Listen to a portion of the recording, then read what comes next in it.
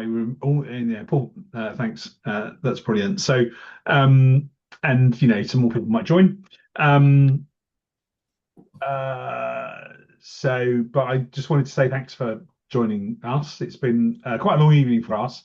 I'm not hugely surprised if the last session is not that full because we've been going since 6. But thanks very much for joining, and thanks for both joining. Actually, that's good. Appreciate that there isn't a contested election, except that, well, I mean, we could have invited Ron, I suppose, but he declined our invitation. But there isn't another candidate, but we still have to take, I think, seriously the position, the specifics of trade union liaison work, and also the importance of a seat on GPEx and a vote on GPEx. I think those are, and that's the reasons why we, as the Queer Greens, decided that we wanted to try and cover the GPEx candidates. That's why we're doing half, more or less half this time, and more or less half next week when we also do leaders. Because whilst it is really important who our leaders are, it's also really important who our leading bodies are. And GPEx is the nationally elected leading body. GPRC obviously elected differently, so we need to take that seriously and think hard about how we vote. So how I'm going to run this, we've got 20 minutes, and I'm not running over, I promise. I think it would be good to hear from either or indeed both of you if you want to talk. Just to introduce yourselves, what you think you'll bring to the role itself, and why we as Queer Greens should care about that, and why we should be happy for you to sit in that role and to sit on GPEx on our behalf, if you like. So over to you. Paul, do you think we should each introduce ourselves and then do bits on the broader stuff, or one talk and then the other talk? I think it works. Yeah, each introduce ourselves and then we can, like I said, I'm going to let you, Kate, do the lion's share of the talking if that's all right. No. So I've literally just come back from a Lambeth Council pensions committee meeting, so my head is all in councillor mode. I'm like, hang on, what are we doing? Okay, cool. I'll kick off, hand back to you, and then I'll talk for a bit. So hi, I'm one of the two people running to be the TULO person. I always end up saying TULO officer, but officer's already in it. My name's Kate. I work in trade unions as opposed to Paul, who'll talk about it. He's a seasoned union activist. I currently work for Unison, leading on the development and running of their AI policy, so AI and new technology in workplaces. Previously, I've been an equalities officer at the Royal College of Midwives, which is actually something I'll expand a bit on, particularly in terms of LGBT plus work, and how I think that relates to the Green Party and trade union organising and the insights it gave me. And before that, I did campaign and activist coordination at Equity, which is actually where I met Paul, who's a very active activist there.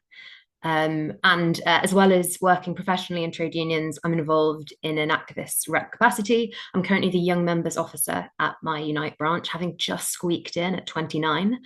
And I've previously been a learning rep in a previous workplace. And yeah, I'm Paul, and I come at it from more like the activism background because, as Kate said, we met at Equity while Kate was working there, and I've been like a union activist for like over 10 years now. Doing all the various union stuff. Like you go along to a branch meeting, you show some interest, and the rest of the activists, it's like the Green Party, the rest of the activists then go, hey, you seem to be all right, get involved in every committee that exists. So I ended up being on the Young Members Committee for Equity, sort of went on the Governance Council as well, which was really exciting because we then really started to make some sort of like changes to the union. It's become much more eco-socialist in the like sort of last 5 years. I founded Equity for a Green New Deal with two other activists that we were all kind of working in silos, trying to tinker with the pension to make it divest from fossil fuels or greenify the union, which is what I was doing. And we were like, this is stupid. Let's create a movement, which we did. And then, long story short, took over the union because within the various sort of governance structures, we made sure there were Green New Deal members in everything, and they are now in from stage committee, screen committee, LGBT committee, you name it. We sort of have got a seat at the table, which is super exciting. Other activism stuff as well is PCS, so that's my other union that. Because I'm an actor, I have 2 billion day jobs, so I end up with 2 billion unions. But it's a good idea to have them because these are precarious work places. So I was chair of the union at South Bank Centre during the pandemic when they made us all redundant because they don't care about low-paid workers who are struggling, which catches all the equalities committees actually about that kind of stuff. But anyway, we managed to prize extra money out of them, put in re-engagement frameworks, get us all back, all that kind of stuff. So that's kind of me in a nutshell. It's all the activism stuff. And then, as I said, I met Kate at Equity, and we've paired up, and that's what we're doing now, pairing up again. Yeah, so I won't talk about it too long because I think it's probably better that we answer questions. But to sort of expand on what's in our statement, our candidate statement, if anyone's read it, Paul and I are both really keen to see the Green Party go even more into this really expressly social justice, economic justice position that has been happening increasingly, particularly since the last few elections. And we see the TULO position, both in GPEx and the sort of TULO work across the union, as absolutely crucial to this, because trade unions are ultimately the sort of backbone, well, they are the backbone of organised workers' movements. And only really through working in real partnership with trade unions across the country will we be able to position ourselves properly as the voice of working people.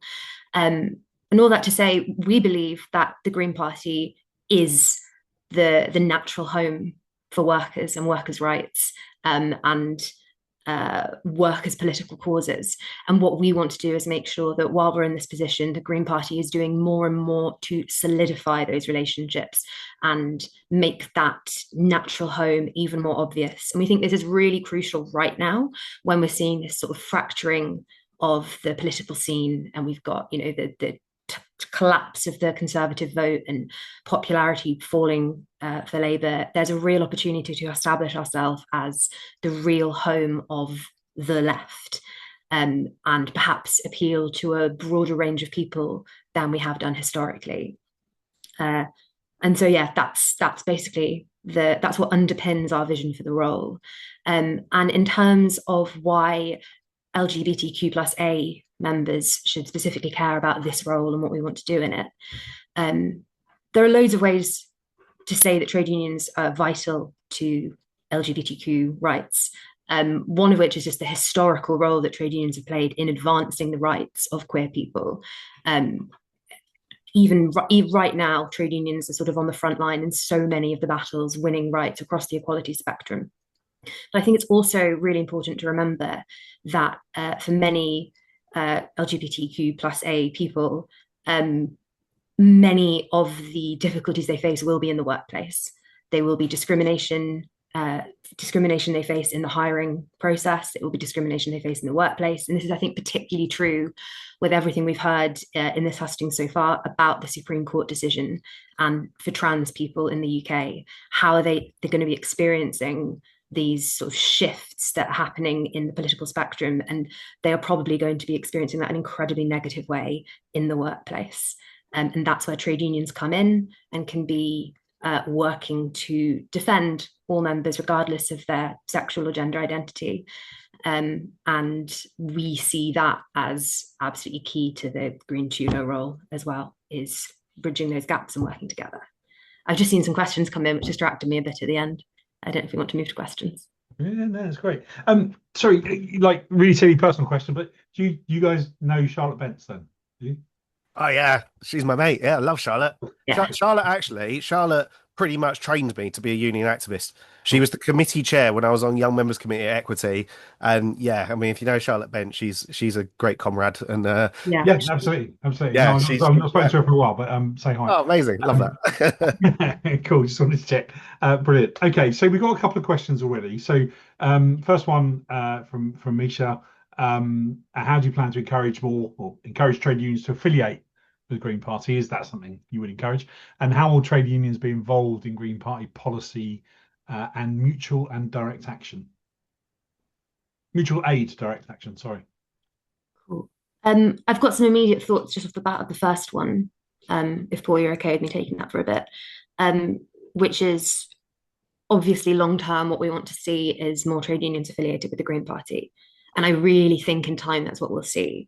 It is, however, a difficult process for a lot of reasons, and one of which, the first of which is probably the Labour movement's historical ties with the Labour Party, and it can be it can be really difficult to extricate those two from each other and go, just because Labour is historically the party of worker solidarity doesn't mean it is currently the one that represents workers' interests the best. That relationship is often so ingrained in people's understanding of the political world, it can be really difficult to confront.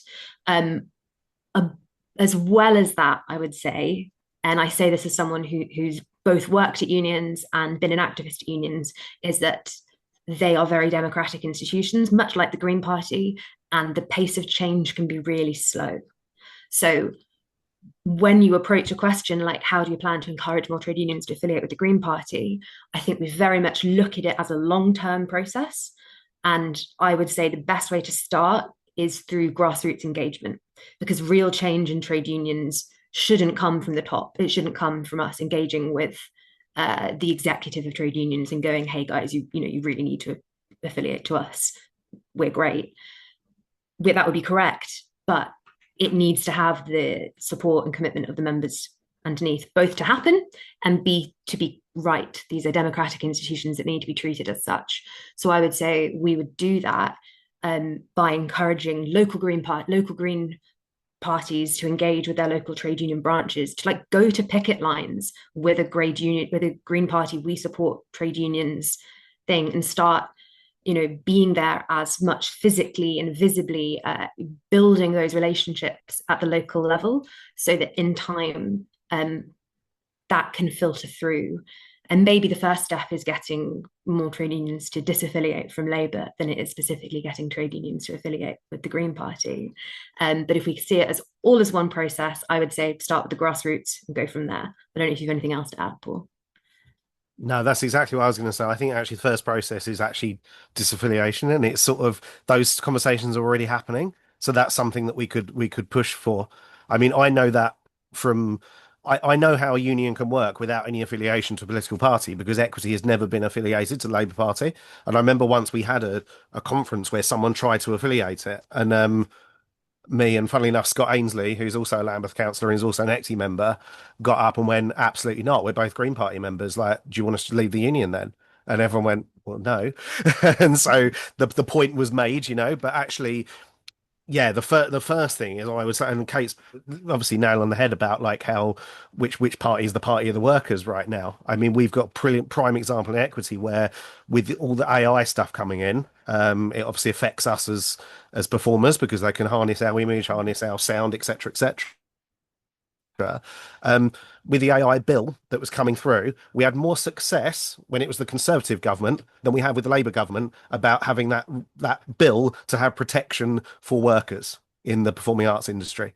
So that tells you something, doesn't it? That it's like, yeah, we were getting more success out of the Tory minister, then obviously they got kicked out, and now we're having much more problems with Labour than we ever were before. And I use that as a prime example for any union that I'm saying to, yeah, actually, maybe you should disaffiliate. Let me tell you why. This is how worker solidarity works and how it isn't working. So yeah, that would definitely be sort of my track as well. Shall we take the second one? Yeah. Sorry, we're talking a lot about that first one. Yeah. And the second one there was how will trade unions be involved in Green Party policy? And without giving the sort of 5-minute answer I just gave, I think that's a really interesting question, because Green Party policy should be decided by its members. And maybe the question is less how will trade unions be involved in Green Party policy, but more how will Green Party members be trade unions and then bring that over into their Green Party experience, or how will Green Party members either communicate with or represent local workers' interests, or workers' interests in their particular it's completely gone from my mind. The word that the equalities groups at the Green Party. I've heard it about 5 times throughout the course of this evening. Liberation? Liberation groups. Liberation, yeah. Sorry, guys, complete loss of the word there.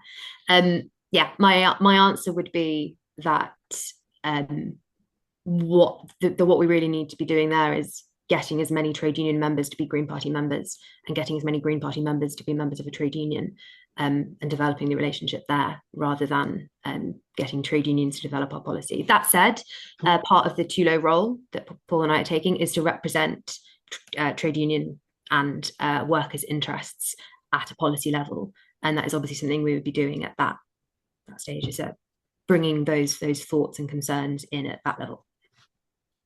Sure, great. So apart from what we already have, what more, in terms of in the policy question, what pro-union, pro-worker changes do we not yet have in our policy, or are, is there anything further policy that we need to develop in the Green Party, which would benefit unions and benefit workers, and help with that conversation about disaffiliation, about potentially in the longer term affiliation? Yeah. Or have we already got all the policies that we need? We've certainly got some good ones, simply because I remember I've been involved in creating them in the past, because I was Chulo years ago on GPEx as well. And obviously we know there's the trade union group. It's got good activists on. Matt Hull, who's just been Chulo, is a great activist too. Robert McGowan, and these sorts of people who I'm throwing out names that some of you may or not know. But certainly I remember a few years ago we put through a motion that made sure that the Green Party was supporting.